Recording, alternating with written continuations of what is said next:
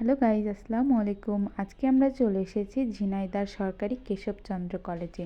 তো চলুন পুরো ক্যাম্পাসটা আপনাদেরকে একটু ঘুরিয়ে দেখাই। আসলে আমার নানি বাড়ি ঝিনাইদহতে, আর আম্মু এই কলেজেরই স্টুডেন্ট ছিল। তো ভাবলাম আম্মু কোন কলেজে পড়ে একটু দেখে যাই আর আপনাদেরকেও দেখাই। তো কলেজ ক্যাম্পাসটা অনেক সুন্দর ছিল, ছোটোখাটো, তবে এটা অনেক সুন্দরভাবে সাজানো গোছানো ছিল।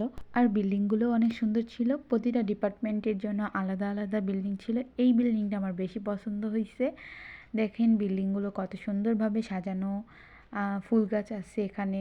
একটা কলেজে ফুল গাছ অনেক সুন্দর লাগে। তারপর টোটালি আমার অনেক ভালো লেগেছে। আর যেহেতু আমি এসেছিলাম পরীক্ষা চলাকালীন, এজন্য স্টুডেন্টের সংখ্যা অনেক কম। যাক, সব মিলে আমার অনেক ভালো লেগেছে। আম্মুর কলেজটা আসলেই অনেক সুন্দর। আর এই কলেজের অনেক সুনাম আছে, প্রতি বছর অনেক মেধাবী স্টুডেন্ট এখান থেকে বের হয়।